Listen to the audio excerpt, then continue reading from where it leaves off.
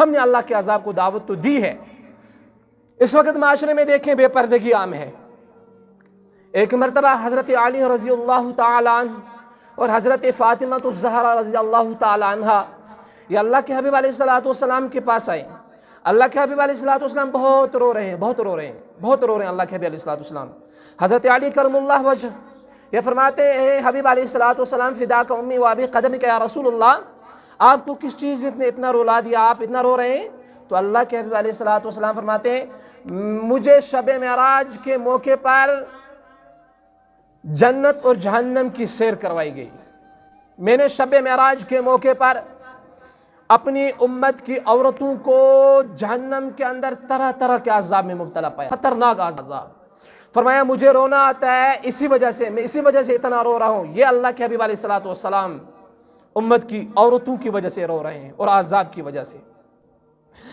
ایک ماں اپنے بیٹے کو جیل کے اندر پائے اور اس بیٹے پر سخت سزا کے ساتھ اس کی دھلائی کی جائے، وہ ماں بیٹے کو دیکھے گی، یقیناً اس کا کلیجہ منہ کو آئے گا نہیں آئے گا، کیوں؟ ماں ہے، اس نے جنم دیا ہے۔ اللہ کے حبیب علیہ السلام دنیا کی کئی ماؤں سے زیادہ، حد سے زیادہ اپنی امت سے محبت اور شفقت رکھتے ہیں، اپنی امت سے محبت اور شفقت رکھتے ہیں۔ یہ ہے اللہ کے حبیب علیہ السلام کی امت سے محبت۔ یقیناً تفصیل سے کہا اللہ کے حبیب علیہ السلام نے فرمایا مجھے رونا اس لیے آتا ہے، میں نے جہنم کے اندر طرح طرح کے عذاب میں مبتلا پایا ان عورتوں کو۔ فرمایا کہ 4 ہی وجہ ہیں ان کو عذاب دینے کی۔ پہلی وجہ یہ ہے ان میں اللہ کی اطاعت بہت کم ہے۔ دوسری بات یہ ہے ان کے پاس نبی علیہ السلام کی تابعداری بالکل کم ہے۔ تیسری بات یہ ہے شوہر کے سامنے ان کی زبان دراز ہے اور ان کا ماننا بالکل کم ہے۔ چوتھی بات یہ ہے ان کا بن تن کے یعنی کہ جسم کے اوپر کپڑے پہن کر گھر سے باہر نکلنے کا رواج جو ہے حد سے زیادہ ہے۔ اس لیے مجھے ڈر ہے، اللہ کے حبیب علیہ السلام فرماتے ہیں میں نے اپنی امت کو ان عذاب کے اندر مبتلا پایا، مجھے اسی وجہ سے رونا آ رہا ہے۔ فرمایا ابا جان یہ عذاب کس وجہ سے دیا جا رہا ہے اور کیا کیا عذاب ہے؟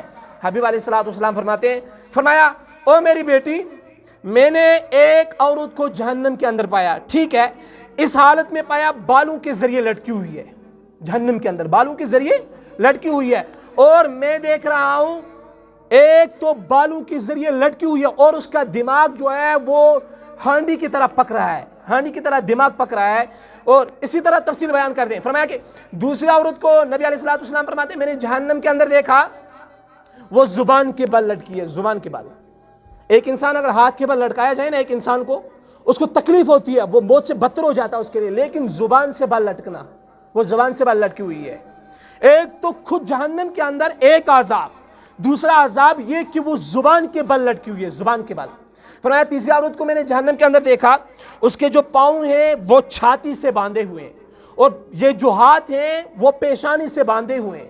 فرمایا چوتھی عورت کو میں نے دیکھا جہنم کے اندر، فرمایا کہ میں نے دیکھا اس کا چہرہ جو ہے وہ خنزیر کی طرح ہے، عورت کا چہرہ، استغفر اللہ، اس کا چہرہ جو ہے خنزیر کی طرح ہے اور باقی پورا جسم اس کا جو ہے گدھے کی طرح ہے۔ اللہ کے حبیب علیہ السلام تفصیل کر رہے ہیں، بیان کر رہے ہیں امت کی حضرت فاطمہ الزہرا رضی اللہ تعالی عنہا کے سامنے ان عورتوں کا جن کو اللہ کے حبیب علیہ السلام نے شب معراج کے موقع میں جہنم کے اندر پایا اور اس حالت میں دیکھا۔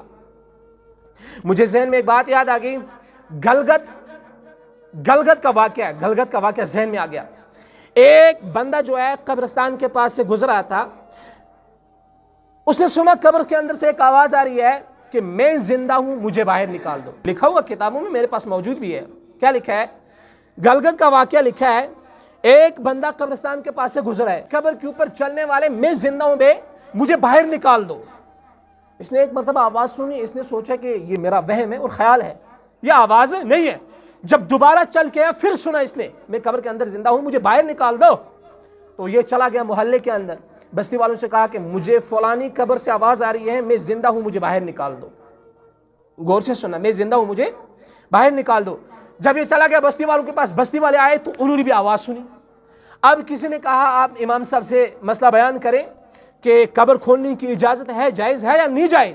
امام صاحب نے کہا اگر واقعی آپ نے آواز سنی ہے، واقعی آپ نے یہ سنا کہ قبر کے اندر آواز آ رہی ہے کہ میں زندہ ہوں، مجھے باہر نکال دو، تو کھول دو، قبر کو کھول دو۔ ایسا ہی ہوا پورا مجمع جمع ہو گیا، افراد جمع ہو گئے، قبر کو کھولا گیا، قبر کو کھولا، یوں ہی تختہ ہٹایا، اندر دیکھا عورت ننگی بیٹھی ہوئی ہے۔ میری بات سمجھ آئی؟ اندر دیکھا عورت ننگی بیٹھی ہوئی ہے قبر کے اندر، اور کفن بالکل گل چکا ہے، سڑ چکا ہے۔ عورت آواز دے رہی ہے، او فلانے فلانے کو آواز دے رہی ہے، میرے گھر سے جاؤ کپڑے لے آؤ، میرے گھر سے جاؤ کپڑے لے آؤ۔ اس کے گھر چلے گئے، کپڑے لے آئے، کپڑے اس کے قبر کے اندر ڈال دیے گئے۔ اس نے فوراً کپڑے پہنے اور بجلی کی طرح دوڑتی اپنے گھر میں چلی گئی۔ گھر کے اندر گئی اور اندر کمرے میں جا کے دروازے کو چوٹکی لگا دی، کنڈی کر دی۔ کنڈی کرنے کے بعد باہر والوں نے دستک دی، دروازہ اوپن کرو، یعنی کہ دروازہ کھول دو۔ تو اندر سے آواز آئی، میری حالت بہت بری ہے، مجھے طرح طرح کے عذاب دیے گئے ہیں، بہت خطرناک عذاب دیے گئے ہیں، بہت بری حالت ہے میری۔ مجھے دیکھنے کے لیے وہی آئے جس کا دل پختہ ہو، جس کا ایمان مضبوط ہو، جو ایمان والا ہو، جو ڈرنے والا نہ ہو اللہ کے سوا کسی سے، وہ دیکھنے کے لیے آئی۔ لہٰذا 4 بندوں نے اندر جانے کی کوشش کی، 4 آدمی نے اندر گئے نا، تو دروازہ کھلایا، اوپن کیا، اندر گئے۔ عورت نے سب سے پہلے اپنا دوپٹہ اوپر اٹھایا۔ کیا اٹھایا؟ میری بات سمجھ آ رہی ہے؟ دوپٹہ اٹھایا، دیکھا سر کے اوپر کوئی بال ہی نہیں ہے، نہ بال نہ کھال، خالی کھوپڑی۔ میری بات سمجھ آ رہی ہے؟ نہ سر پہ بال نہ سر پہ کھال، خالی کھوپڑی ہے۔ عرض کیا، بندوں نے آپ کے سر کے بال کہاں ہیں؟ فرمانے لگی، فرمایا کہ میں جب بھی گھر سے باہر نکلتی تھی، جب بھی گھر سے باہر نکلا کرتی تھی، میں اتنا پہلے تو دوپٹہ نہیں پہنتی، اب اگر دوپٹہ پہنا، اتنا باریک دوپٹہ پہنتی تھی جس سے میرے سر کے بال جھلک رہے تھے، یعنی کہ غیر محرم یا کوئی بھی میری طرف نظر نظر سے دیکھتا میرے سر کے بال نظر آتے تھے۔ اسی وجہ سے فرشتوں نے قبر کے اندر ایک ایک بال کو نوچ کر نکال دیا، یہاں تک کہ بالوں کے نوچنے کی وجہ سے میری کھال بھی نکل گئی سر کی۔ میری بات سمجھا رہی؟ کھال بھی نکل گئی۔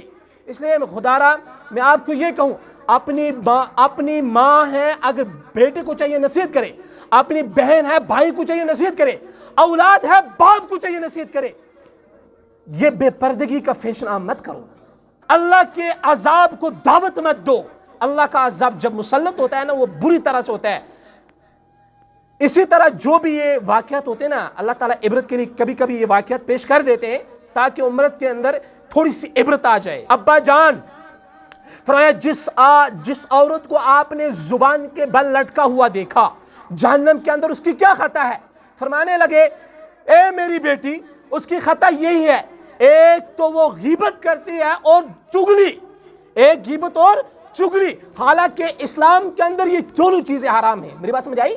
اسلام کے اندر یہ دونوں چیزیں حرام ہیں۔ اب فرق کیا ہے؟ غیبت ایک ہے، چغلی ایک ہے۔ میں آپ کو سمجھاؤں، غیبت یہ ہے، میں کسی کے پیٹھ کے پیچھے باتیں کرتا ہوں، یہ غیبت ہے۔ اگر جس کی باتیں میں کرتا ہوں اگرچہ وہ ان باتوں کو سنے گا تو اس سے برا لگے گا، یہ غیبت ہے۔ اور چغلی ہے، میں کسی کے پیٹھ کے پیچھے اس وجہ سے باتیں کرتا ہوں، اگر وہ سنے تو دونوں کو آپس میں جھگڑا ہو جائے گا، یہ چغلی ہے۔ جھگڑا کروانا یہ چغلی ہے، اور غیبت کرنا کسی کو پتہ لگ جائے، برا لگ جائے اسے، تو یہ جو ہے غیبت ہے۔ اللہ کے حبیب علیہ الصلوۃ والسلام کی حدیث ہے، الغیبۃ اشد من الزنا، پیٹھ کے پیچھے باتیں کرنے والا منحوس انسان جو غیبت کرتا ہے، یہ زنا سے بھی بدتر ہے، زنا سے بدتر ہے۔ حالانکہ زنا کرنا کتنا بدتر ہے، کتنا بڑا گناہ ہے، کتنا جرم عظیم ہے زنا کرنا، اس سے بدتر گناہ ہے جو کسی کی غیبت کرتا ہے۔ اس لیے اللہ کے حبیب علیہ الصلوۃ والسلام نے فرمایا تھا کہ آپ مجھے زبان اور ہاتھ کی حفاظت کی ذمہ داری، زبان اور پورے جسم کی حفاظت کی ذمہ داری دو، میں تمہارے لیے جنت کا ضامن ہوں، میں تمہیں جنت کی ضمانت دوں گا۔ اسی لیے اللہ کے حبیب علیہ الصلوۃ والسلام نے فرمایا تھا، المسلم من سلم المسلمون من لسانہ بیدہ، یعنی کہ کامل ایمان والا وہی انسان ہے جس کی زبان اور ہاتھ محفوظ ہے، دوسرے کو تکلیف نہیں پہنچتی، وہ کامل ایمان والا انسان ہے۔ تو میں عرض کر رہا تھا، اللہ کے حبیب علیہ الصلوۃ والسلام سے دوبارہ عرض کیا حضرت فاطمہ الزہرا رضی اللہ، فرمایا ابا جان، ایک وہ عورت کون سی جس کا چہرہ جو ہے خنزیروں والا ہے اور باقی پورا جسم گدھے والا ہے، اس کا کیا قصور تھا، کیا گناہ تھا؟ اللہ کے حبیب علیہ الصلوۃ والسلام رو رو کر بیان کرنے لگے، فرمایا کہ اس کا قصور یہی ہے، اس کی خطا یہی ہے، اس کا گناہ یہی ہے، ایک تو شادی شدہ تھی اور شادی شدہ ہونے کے باوجود یہ مردوں سے ناجائز تعلقات رکھتی تھی، یہ مردوں سے ناجائز تعلقات رکھتی تھی۔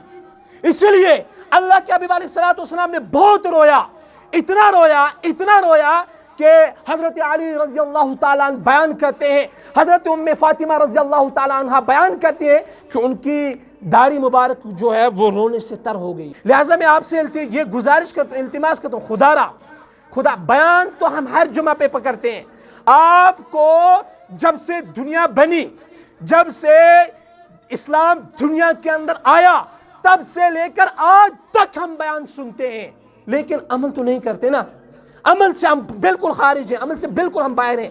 خدا را میں ہاتھ جوڑ کر کہتا ہوں، اپنی بیٹوں کی خود حفاظت کرو، اپنی اولاد کی حفاظت کرو۔ لَإِن شَكَرْتُمْ لَأَزِيدَنَّكُمْ وَلَإِن كَفَرْتُمْ إِنَّ عَذَابِي لَشَدِيدٌ۔